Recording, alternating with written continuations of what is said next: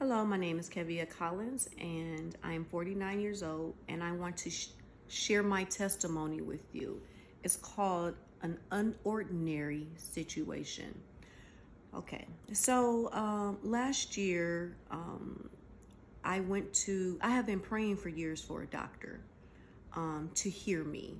I had been experiencing severe pain and unordinary amounts of bleeding. And I have been suffering with this for years. So I was praying that the Lord would send me a doctor that would listen to me because it was falling on deaf ears with the doctors that I previously had. So last year, I noticed that my hair started falling out really bad on top of the bleeding and on top of the severe abdominal pain. So I received a new GYN doctor, and my old doctor had left, so I got a new GYN doctor, and she happened to be a Black woman. And I went into the office and made an appointment, and I had told her about the experiences that I was having with the heavy bleeding, the pain that I had been suffering with for years, and that no one would listen to me. And at this point, I was wearing diapers. The bleeding was just that heavy, and it had started to affect my everyday life. So I cried to the doctor. I let her know everything that was going on. She sent me to a new general doctor who also ran blood work on me, and she scheduled me for a surgery for December of last year. So they noticed that I was having, my blood was extremely low, and that my bleeding was so heavy that they were considering doing a blood transfusion. And they knew that once I had the surgery, that would fix the problem. My iron was low, my hair was falling out. I had lost 30 pounds in 1 year. I didn't want to eat anymore. Just a complete lifestyle change for me. And again, I'm relatively young, and I'm still trying to go with my everyday living. So anyway, December comes around, and I'm up for the surgery to have a partial hysterectomy. And when I went in to have the hysterectomy, the surgery itself was successful. And my doctor said, after she had performed the hysterectomy, she said, for whatever reason, I was in her spirit, and she was praying for me. And we had gotten really close, and she said she had started praying for me. Well, after I had the hysterectomy, I had some major complications. I had a bowel obstruction, and I didn't have a bowel movement for almost 2 weeks. So I was back and forth into the hospital. So they admitted me again into the hospital, and they ran a CAT scan on me. And during the CAT scan, they noticed the young lady that ran the CAT scan on me. She indicated to me that something was wrong majorly. And I said, yeah, I know, literally, I'm full of poop. And she said, no, sweetheart, I'm serious. And water had filled the wells of her eyes. And I said, well, what's wrong? She said, well, I'm not a doctor, and I can't tell you, but I'm going to put you back in the machine because something is just not right, and I need the doctors to see this film. And so she put me back in the machine, and she said, yeah, something is wrong. She was like, your organs aren't right. And then she was like, the doctors will come in and discuss whatever it is that they need to discuss with you. And so I said, okay. So I thought it was, something minor, didn't pay it any attention as to, I'm thinking it's my bowel obstruction. I'm full of, my bowels are backed up. So the doctors come in, and it was a group of doctors, a team of doctors. They just came into the emergency room. I was waiting to be admitted. And they said, Miss Collins, how are you feeling? I said, well, I'm in pain because I haven't had a bowel, my bowels are backed up. And they were like, are you bleeding? Are you having any bleeding? Have you been bleeding in your bowels? Are you having any other type of pains? I'm like, no, I feel fine. I'm like, just my stomach. And they were like, well, we got a bigger problem on our hands here. And I said, okay. I said, well, what's going on? and they said, you have a 7-inch mass on your right kidney. And I said, do you have the right person? And they were like, yes. They were like, the film shows that you have a 7-inch mass on your right kidney. And they were like, we need to do a, what is it, a biopsy on you to see if it's cancerous. They were like, we're going to fix the bowel obstruction. That's the least of our concern. We're concerned about the 7-inch mass that's on your right kidney. So we're going to give you a biopsy to see if it's cancerous. So I'm like, okay. And they're like, well, you haven't had any bleeding. You haven't been having night sweats. I'm like, yeah, I've been having night sweats, but, I've just figured I was of age and, maybe because of, problems with the hysterectomy. They were like, no. They were like, we're really concerned about what's taking place with you. So anyway, to make a long story short, so I got admitted into the hospital.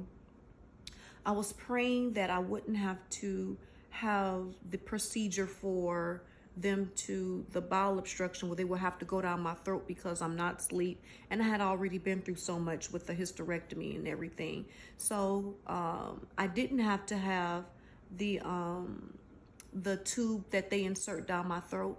I ended up having a bowel movement. So they just let nature take its course. And so then I had the biopsy performed. The biopsy was performed a couple days before Christmas. They said that they would contact me within like 5 days of the biopsy. Well, Christmas had come and gone. I was discharged from the hospital. Christmas had come and gone, and no one had contacted me. And I had a follow-up appointment for my hysterectomy surgery. So I went in a week after New Year's had come, and no one had contacted me about my biopsy. So I figured, I was good. So I walk into my doctor's office with my GYN, and she states to me, she said, how are you, Miss Collins? And I said, I'm doing well. I'm happy. I'm starting to feel better. My bowels are working regularly. My healing, my incision is doing well. She said, did you speak to the hospital? I said, no. I said, speak to the hospital about what?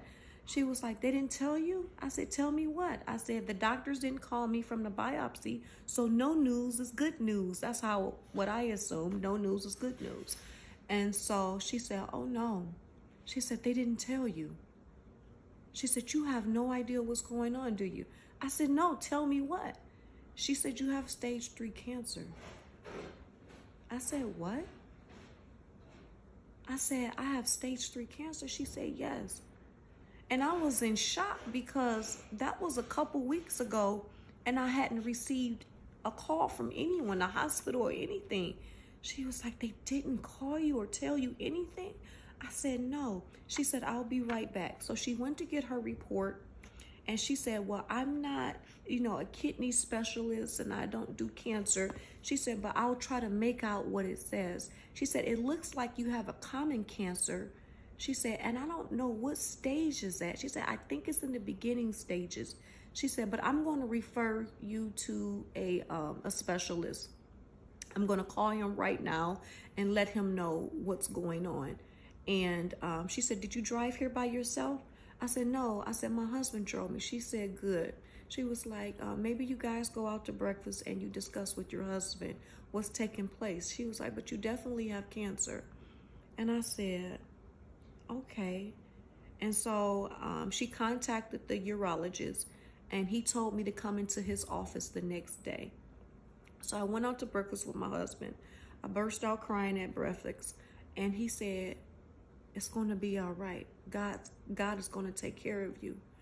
And I was just wailing. I was just crying. And I was like, I can't believe this. I was like, but okay. So I made an appointment with the urologist. And he told me when I went into his office, first of all, when I met the urologist, he just didn't look like a doctor. His shirt was hanging out of his pants. His hair was a little, messed up and everything. And he walked into the office and I said, oh my goodness, I hope this isn't the doctor that's going to do the surgery on me. And he was the doctor. But he was very he was very punctual. He was very, and he was just on point. He was like, we need to get this cancer out of you ASAP before it spreads. He said, you're at stage 3. He said, you've had this cancer for a couple of years, it seems like. He was like, but you're at stage 3 and we want to stop it before it spreads to stage 4. He said, it'll attack your lungs. And so I'm like, okay. So he said, I want to have the surgery in a week. And I said, in a week? He said, yes, we have to move quickly. I said, but I just had, a hysterectomy a couple weeks ago. He said, I'm sorry. He said, but we have to move fast. So I said, okay. So I went home. I didn't even have time to process everything because everything was moving so fast. I just had a hysterectomy. I just had a bowel obstruction. I had been suffering for years with heavy bleeding and severe pain. My hair has started to fall out. Now I have this doctor telling me that I have cancer, stage 3, and that I have to be cut open again. And he also told me that my right kidney has to be removed. So I'm trying to process all of this. So I go before the Lord. And I said, why is all this happening to me right now? And I said, I don't know why you've allowed all this to happen to me, God. I said, but you've never failed me. And I trust you with every part of me. I said, every time I've been through a situation, you've been right there and you've delivered. You've continued to show me grace and mercy all my life. I said, so although this doctor is now telling me I have stage 3 cancer, whatever your will is for my life, I accept it. Whether you choose to take me home to be with you or whether you keep me here. I said, but if you choose to take me home to be with you, I'm good. If you choose to keep me here, I will serve you until the day I die. I said, I'm trusting you to watch over my young children and my young husband. I was like, so I'm down. I said, whatever your will is for my life, I'm ready. And so people, and I am an introvert, so I really don't talk to people a lot about what takes place with my life, even with this testimony that I'm sharing. It was a lot for me to share, but I just want to speak on God's goodness and let other folks know on how he can deliver you out of any situation if you just believe. So anyway, so I ended up having the surgery. They removed the tumor and they removed my right kidney. And it was a clean surgery, meaning that it wasn't a difficult procedure. He said he went in and he was able to move my right kidney and the tumor. And he showed me how big the tumor was. He said it was this big. And it went all the way across my stomach, all the way from my right kidney, all the way across my stomach. As a matter of fact, when they removed the tumor from my body, my stomach had flattened. It was just that large. And so I went to meet with a cancer specialist after my 6 weeks of healing was up. And I walked into the office with my husband. And he was just baffled and he kept staring at me. And he was scratching his head. And I had did some research on the cancer specialist, the oncologist. I had did some research on him and they said that he was one of the best in the state of Michigan. So I had prepared myself on what he was going to share with me, whether I needed chemo or radiation or just the results of what took place after the cancer and the removal of the kidney and the tumor. So he was flipping through his paperwork and I'm just looking at him like, are you going to share with me what's going on? And he said, I can't make sense out of what took place with you. He said, first of all, you're very young and the disease that you had is for an older person. This is an older person's disease. He said, And he said, I just can't make sense of it. I said, you seem baffled. He said, I am. He was like, I've been doing this for almost 40 years and I'm one of the top in my field. He said, and I just can't make sense out of your situation. I said, well, tell me what's going on, doctor. He said, we have an unordinary situation with you. I said, you mean ordinary? He said, no, an unordinary situation. And I said, well, what do you mean by you have an unordinary situation? He said, we're not even supposed to say this. He said, but we can't even find one cancer cell in your entire body. He said, it's as if you never even had cancer. He said, I've been looking at your paperwork and all of your test results for the last couple of hours and none of it makes sense to me. He said, your situation is unordinary. And I started laughing and I looked at my husband and we both just pointed up to God. And we said, the God that we serve, that's what he does. That's what he does. He does unordinary things. And so I went to the Webster Dictionary to look up the word unordinary. And it said that it is unusual and extraordinary. The God that we serve, he takes ordinary things and he's extraordinary. And you have unordinary situations.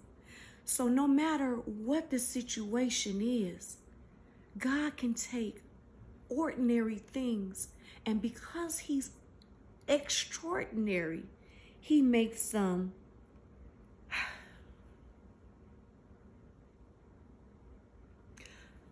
I had to go through the hysterectomy and years of pain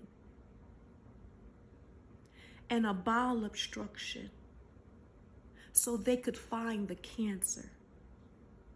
If I hadn't went through all that pain and the bowel obstruction, I would have never known I had cancer. So I had to go through some things that I didn't understand for God to reveal the blessing. So sometimes we go through things in our life and we don't understand. But the God that we serve, he orchestrates everything. And he ended up getting the glory, the praise and glory out of all of this. He is worthy. He has never failed short. And he does everything that he said he's going to do. And his grace and mercy covered me. And although I didn't understand at the time why I was going through everything, I had to just trust him. And I trusted him, not knowing what the end results were going to be. So I just wanted to share my testimony with you all to let you know, even though you may not understand why you're in the situation that you're in, to trust God, because he'll never leave you nor forsake you. I just wanted to share my testimony with you about his grace and mercy and the unordinary situation, and to trust him with every being of your life. Thank you for allowing me to share this. I also wanted to share too as well, after healing from all the surgeries that I had, I ended up having 6 surgeries in 7 months. And I didn't have any chemo, no radiation. I'm fully recovered. I asked God to make me better than I was before. My hair has grown back. I had lost 30 pounds. I've gained my weight back, not exactly 30, but I just wanted to share with you that I'm on no medication. My iron is back to the normal. I'm better than I was before. And I just wanted to share that he can make you better than you were. Just trust him. Through all the surgery, I've had 6 surgeries over the course of 7 months. And I'm not on any medicine. I'm not even on any iron pills, any supplements. I'm better than I was before. And I owe all the praise and the glory to my Father. And I just wanted to share that with you, that He'll make you better than you was before. Just trust Him.